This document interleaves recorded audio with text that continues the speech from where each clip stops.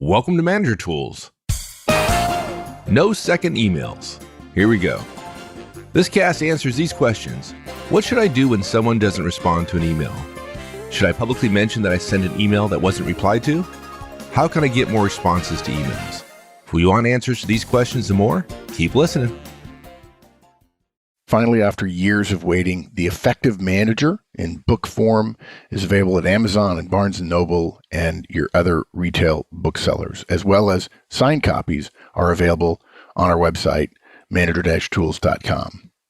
If you want to know the basics of how to manage others effectively in book format, including Kindle and ebook format as well, we encourage you to buy, read, and then implement the guidance in The Effective Manager. Well, Mark, I sent an email the other day to a friend of mine asking for action or something, and he didn't respond. And it's been like 2 days, and I'm going to send him another email because that's what you do. That's the smart thing to do.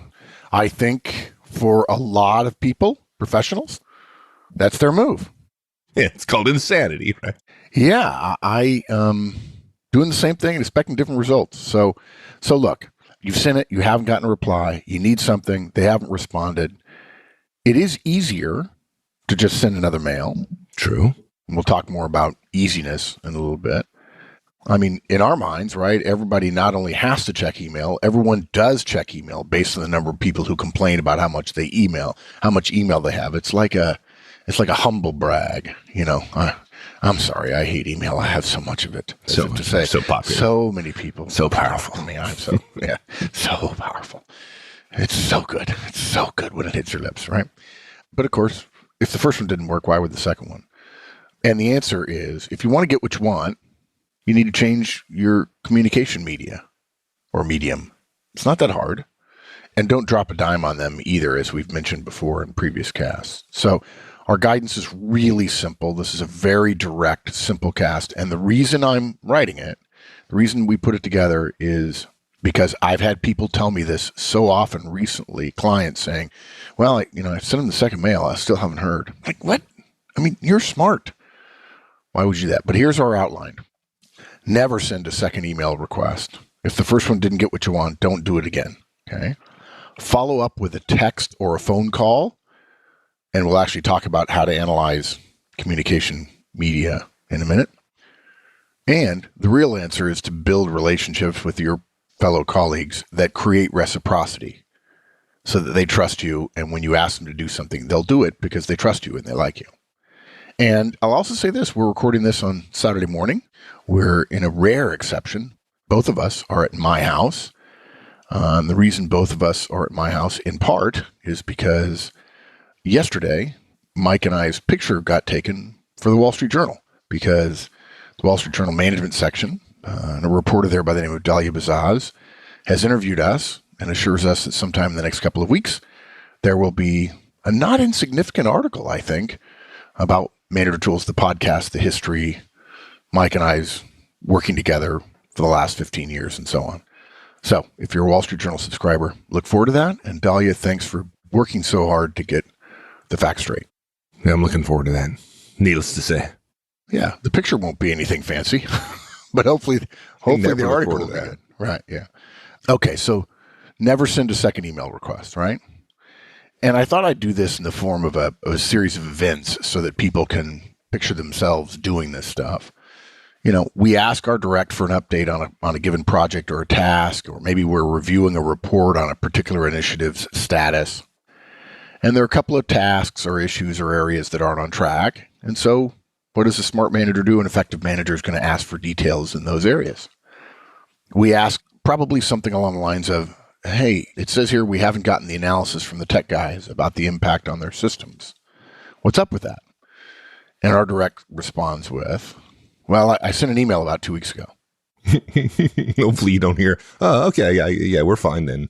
As crotchety old managers of 30 years, Mike and I, the first thing we tell ourselves is hopefully we don't say, oh, we're good, right? Yeah. Hopefully we also don't say, I don't pay you to send emails. I pay you to get me tech impact reports.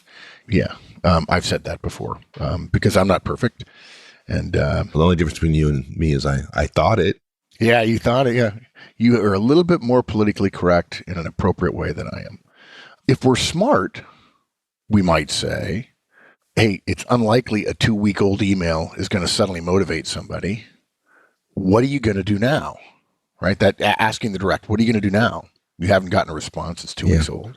Yes. A subtle point, I think, though, that's worth mentioning is you didn't tell them what to do. You asked them what to do. And there's a big difference. When I was writing this cast, it amazes me that we don't have a specific cast about that important behavior of effective managers, not dictating what should be done, not even making a suggestion without first asking to teach the direct the value of thinking for themselves rather than always having their boss solve their problems. Okay, so what are you going to do now? And the direct says, well, I guess I'm going to send him another mail. Now look, if you're direct, guys, if he or she is less experienced, you may want to take advantage of the teaching opportunity there. You could say, okay, let's think about that. You send another mail today. Now look, there's no reason to believe that will have any different effect than the first one did. Right? Definition of insanity is doing the same thing over and over again and expecting different results, right? So we could easily be back here having this same conversation 2 weeks from now, only now it will have been a month since you started activity on this task. That's got to be problematic for this project, for this initiative, whatever, relative to deadlines and dependencies, doesn't it? Right. But your direct, though, is not thinking about sending the same email again, right? They're going to word it a little bit differently, right? Yeah. It's going to, something about it will have an impact this time, right? I'll make it a little bit more forceful. I'll do something different that is now going to get their attention where the first one didn't. I'll just write a better email. And of course, I know that everyone's listening going, yeah, they know that's not going to work. And yet people do it. They do it all the time. And I think we probably, Mike, in the last 11 years of Manager Tools we've not talked enough about the importance of managers teaching professionals. If you're a frontline manager and you have individual contributors working for you, if they're not 50 years old and therefore don't have tons of experience, if they only have 2, 3, 5, 7 years of experience, even if they're older than you, opportunities to teach, take advantage of them. And look, you don't have to be a teacher. You can use a technique we've talked about before called teach as if teach not. But the bottom line is, if they've never behaved in a way that proves to you they know something, don't assume they know it. Because as I told somebody recently, I said, the moment you learn something, usually through a significant emotional event, you fail and then you realize the right way. The moment that happens, you tend to forget, unless it was in the last couple of days, you tend to forget when you knew that thing. That thing you now know is part of your knowledge base. And we have a bad habit of extending the history of our knowledge base all the way back to when we started being a professional. I can't tell you when I learned X, whether I learned it at 25, 30, or 35. And so I begin to think, to anyone in their career, how can he not know that? Of course I know that. There's actually psychology behind this. But the bottom line is, if I learned it when I was 35, holding a 25-year-old accountable for that is not smart. And it certainly doesn't do any good for me to get angry or frustrated about it. Like, how can she not know that? I mean, everybody knows that. Well, I didn't learn it till I was 35 or 40. So maybe they're smarter than me and they should have learned it 5 years before me. But if I learned it when I was 40, holding somebody who's 25 accountable for it is kind of dumb. So look, if your direct does want to do the differently worded mail, remember that it's not going to work. Email has become commoditized. It really has, guys. Email is the communication medium that's efficient for the sender. That's why we have so much email, because people have forgotten that communication is what the listener does. Actually, more likely, it's safe to say they didn't ever know that. They have never thought about communication theory.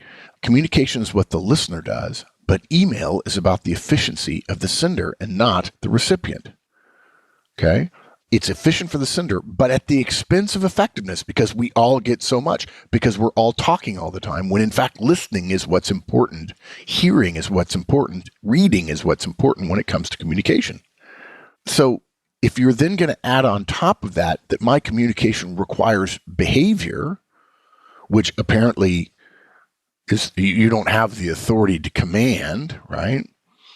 You can't make an email special enough that a second email will motivate action where a first one didn't, usually. There are exceptions, but generally speaking, remember our guidance is for 90% of the people 90% of the time. And if you think you've done that, if you think you're recalling right now, no, I sent an email and somebody didn't do something, so I sent another mail and I worded it differently. And actually, clearly it was the wording that did it because they actually did it. I actually had a thought like that. And so I went back and looked for a couple of examples that came to my mind. And what was pretty clear to me was you need to think more carefully about the situations in which you think you've been able to use a second email to get what you needed, whatever that might have been. First, there's probably not more than a handful of times where it's actually worked. And yet you've sent a lot of second emails, but your brain doesn't do good probability analysis of how effective that technique is. And those situations in which you were successful sending the second mail probably were more about your role power relative to the recipient rather than the particular wording or effectiveness of that second email. That's right. And then you worded it more strongly and you got the results because you essentially threw your role power out there. Yeah, exactly. And now look, if you have a more experienced direct, we started this line of reasoning with somebody who's less experienced, but you could probably be more direct with somebody who has a lot of experience. You could say, hey, look, dude, let's not send another email when the first one clearly didn't work. Let's do something different. And then again, as Mike pointed out, a question, what else could you do? And the answer to that, there's not a whole lot of different options. You could walk over to somebody if they're in the same office, right? Yeah. I think in this kind of example, we're thinking of something where maybe the person is a little bit more remote from them and they're not in the cubicle right next to you. That would be clearly a point of just walking over. But yeah, and actually we have this title, Follow Up with a Text or Phone Call, but it's a little bit of a misleading headline. Follow up with a text, a phone call, or a face-to-face interaction. If one communication medium doesn't work, don't use it again. Change your medium and potentially your approach within the new medium. Email is the least urgent, least important, least motivating medium we have. And way overused, right? It's just by the pure volume of it. It's just, Yeah. If you send an email requesting activity and that email is mixed in because of timeliness, because that's how people organize their inboxes. Oh my gosh. Craziness. But if that's what they're doing, if it's mixed in with corporate distros, tech security updates, patches to download, requests for online ratings of products they bought from Amazon or anybody else, your email requesting activity, as opposed to the cruft of email life, sinks to the level of cruft. Again, I mean, keep in mind, guys, we understand why you want to send email because it's the most efficient for you. If I were in a bad mood, I'd say, you're just lazy. And no offense, so am I, oftentimes. But it's the most efficient. It's the easiest for us, the sender, but it's least effective if what we want is what the recipient is supposed to be doing. So we try to get our direct to change his or her medium of choice towards one that's more effective to some degree, regardless of efficiency. Okay? Well, look, there's a tension here between efficiency and effectiveness. Nobody really wants to walk across the building to somebody's desk for a face-to-face, the richest, most likely to produce behavior change communication medium there is in the history of mankind. Nobody wants to do that when an email will get the job done. So it's very possible that our direct is going to be resistant to the approach based on effectiveness because, again, they're interested in efficiency. All you have to do is listen to people talk about how busy they are. Annoying. So it's self-fulfilling prophecy to say, I have to do email because I'm so busy, because I have so much email. It's actually a tautology, I think. But look, here's the key. What we've basically done is allowed people to talk about their level of workload and to see their level of workload as significant or more than is reasonable, which, by the way, is a fact of organizational life. It's not different from the way things were 20 years ago. People believe that they have too much to do, and so they take the selfish approach when it comes to communication, which is about efficiency. And here's the thing. Assuming an outcome isn't complex in terms of quality in some way, if you want to communicate, the right professional approach is to use the most efficient approach, which is also effective. And that's what everybody forgets, is the also effective part.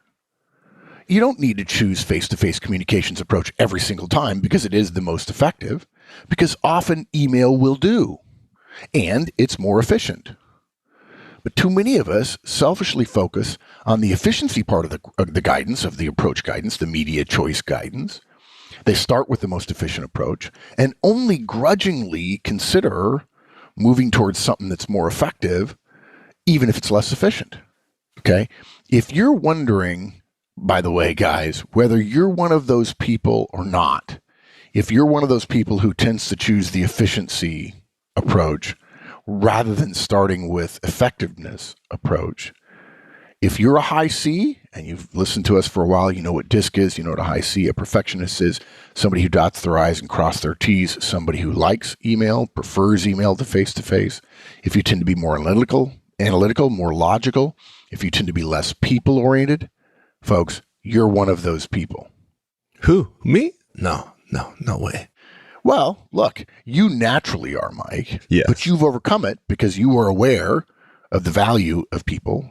I overcame it just in part because I got a job that taught me that people were way more important than me or my, blunt instrument approach to things. You're very kind. And yes, I agree that many times I overcome my natural tendencies because I think about it, right? And as you're thinking about it, you can change your behavior, which is the beauty of being a human being. Yeah, exactly. The bell rings and you don't have to salivate. Exactly. No, but you say that, you're being very kind to me. Yet, I must admit, this morning I did exactly the wrong thing. I sent an email a while ago, a month or so ago. I had sent one before. I decided this morning, and this person is not taking action. And yes, indeed, this morning I sent another email, and I forwarded the original email just to remind him that I asked him before. And as soon as we started this cast and started talking about it, I was just like, oh my God, I am such a dummy. I am such a dummy. So guys, even when you know this stuff, occasionally you'll make mistakes and just laugh at yourself and then correct your mistake. It's pathetic. When we were being interviewed by Dahlia for the journal article, she asked about how we had started. And in my head was the story. I didn't tell her the story because it wasn't relevant to the timeline she was building. But in my head, the story was, is the time when we were just starting Manager Tools. I called you. You had a desk phone. I had a desk phone. This is before cell phones ate the world. Yeah, and for those of you who are young, if you don't know what a desk phone is, just look it up, Wikipedia. Yeah, look at an old time movie, and you'll hear them ring every once in a while. These phones didn't actually have rotary dials, though. They did. They were push button. Yeah, that's a good point. And I called Mike. I actually was pretty sure he was at his desk, and I called him because I just had a great idea. And I said, I left a message. Didn't want to go through the whole idea on the voicemail. I says, dude, call me. I just had a great idea. I think I finally figured out the revenue model for Manager Tools. Really excited. And about 3-4 minutes later, I got an email from Mike, which says, got your voicemail. Really? And I'm calling you via email. And I'm like, okay, so this is a classic case of Mike's a high C, I'm a high I. I prefer to use the phone, although I love email. And he prefers to email. And so he sends me back an email, and I'm not going to respond to an email. I'm certainly not going to type something out that would take me 5 times longer than it would for me to say. Yeah, because you can put bullet points drains all. Yeah, you can. Unfortunately, people don't talk in bullet points. And bullet points were invented after the human voice. And so I would then call him back. I said, dude, I just got your email. So I know you're at your desk. Pick up. And I get another email. Hey, sorry, I missed you. Now, that was in the beginning, and there were moments that we had tension between us because of our selfish lack of awareness of our natural communication styles. Today, what we discover is that Mike and I work best when he calls me. He's outside of his comfort zone, but he's choosing effectiveness rather than efficiency, and I email him. And I would prefer to call. It's more efficient for me to call than it is for me to send email. But because I can get an answer right away and I can just talk and phones make it easy. But I send him an email because that's what he wants. And every once in a while, just to make him smile, I put bullet points in it. Yeah. I always appreciate I'm impressed. And then I chuckle because I know it was like nails on a chalkboard for you. Yeah. So look, guys, the key here is that most of us focus on what's easiest, what's more efficient for us. And we start from there, from the most efficient communication technique, and work our way upwards toward something that will take more work, when the whole point of this right approach mindset is to work your way backwards from the most effective technique, regardless of efficiency, until we land on the effective technique, which also happens to be more efficient than the other effective communication choices. We don't start with the easiest for us. We start with the most likely to succeed and then work backwards from most likely to succeed to the one that is still gets the job done, but is more efficient than the one that may be most likely to succeed. And then, by the way, that's standard communication theory. It's not really rocket science, but the invention of email blew up the communication media hierarchy analysis that everyone used to do. Do we need to go? Do we need to go? No, we could probably call. Okay. Will a call get it done? Yeah, I think a call will get it done. Okay, well then what, do we really need to call? Could we send them a letter? Now, all of a sudden, email's ubiquitous, and so everybody starts with email, and it just blows up the likelihood you're going to get what you want. So what this means in this scenario we're talking about is our direct needs to not send another email, thus the title of this guidance, but work her way backwards from the most intensive but likely to be more effective communication technique and end up settling on the one that is most efficient while still getting the job done. So, Mike, you want to play the direct? Sure.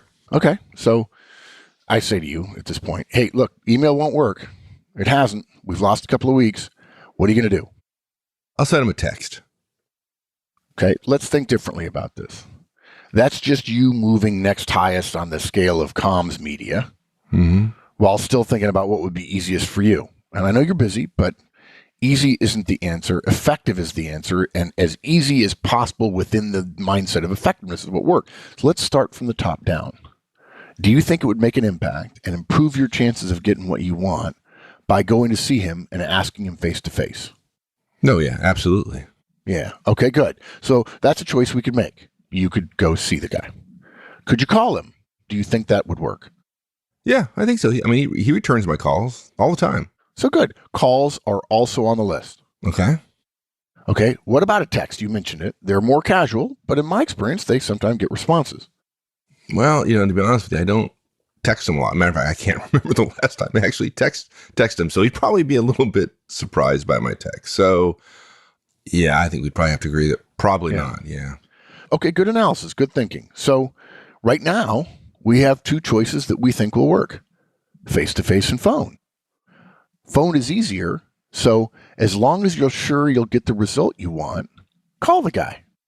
That makes sense. I'll do that. By when? This week? Yeah, no, today. We've already wasted 2 weeks. I'm being generous there, dude. You've already wasted 2 weeks. There's also a problem here with urgency and escalation.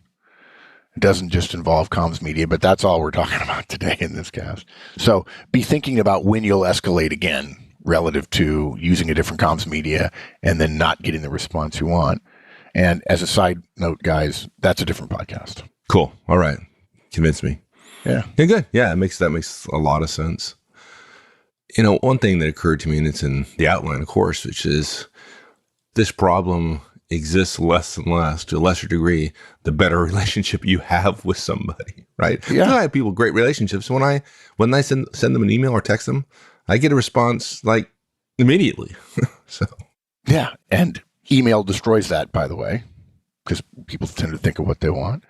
And when we were talking to Dahlia the other day in the interview, she said, what do the people most want to know about? And I said, basically, they want to know how to get more results so they can get ahead in their career, and also how they can stay out of trouble. And we spent a lot of time talking about results and retention and relationships at the very core of human endeavor in modern organizations. But you think about it for a second. Would this scenario have ever happened if the person who our direct had asked for something from, if that person was a trusted colleague or a close friend? Yeah, probably not. No, right? So it's easy to analyze this sort of classic scenario as simply one of communication media, because that's the tactic. The fact is that communication is more a function of relationship strength than it is of media choice. Okay? Guys, if you want to avoid your communications not getting acted upon, there's no question this guidance will help. It works. It's a tactic that's effective. I've used it hundreds of times. But relationship building is the ultimate leverage from a strategic perspective. Strengthen your relationships with those people with whom you're going to need stuff and to whom you will need to give stuff. And you will have to use this a lot less because you'll never have to send a second mail because people who trust you will respond to your first email. And of course, we have lots of guidance on relationships. And just to go prove to you once again what a strange guy I am, I'm thinking of this matrix in my head about the form of the communications, the media on the left-hand side, sending from the worst to the best. And then on the right, on the horizontal axis is the quality of my relationship. And I'm thinking, okay, if I have a high relationship, I'm more likely to be successful with a high efficiency, less effective medium. And if my relationship is poor, then I better take the highest quality media. There's probably going to be weighted within the cells. Absolutely. I didn't say that. I thought that's probably just thinking that's obvious. Of course you would. I love you, man. All right, man. So guys, bottom line, don't send a second email repeating a request you've already made. There's no amount of different wording that will change a result. Escalate to the medium that is the most efficient one, that is also effective. And build some relationships along the way, and you'll have this problem a lot less often. Good. Folks, send me an email if you want the matrix. Just saying. Got it. Exactly. Thanks, dude. Enjoyed it. You bet, partner. Anytime. Bye. Thanks, everyone. We'll see you next week. In the meantime, have a great one. So long. If you enjoyed this podcast and you want the how-tos of management wherever you are, check out the free Manager Tools mobile app. It's available on both iOS and Android devices. Go to the Apple Store or the Google Play Store and download the Manager Tools app. Just search for Manager Tools in the respective store, or go to the Manager Tools website, www.manager-tools.com, and you'll find the links on the bottom of the homepage. Once you've installed the Manager Tools app, you'll have access to all the Manager Tools and Career Tools shows anytime, anywhere you want. With easy searching of podcasts by category, using the map of the universe, or using built-in search functions, it couldn't be easier. Additionally, if you're Manager Tools personal licensee, you'll have easy access to all the show notes right from the app whenever you want. Go to the App Store and download the Manager Tools mobile app. You'll be happy you did.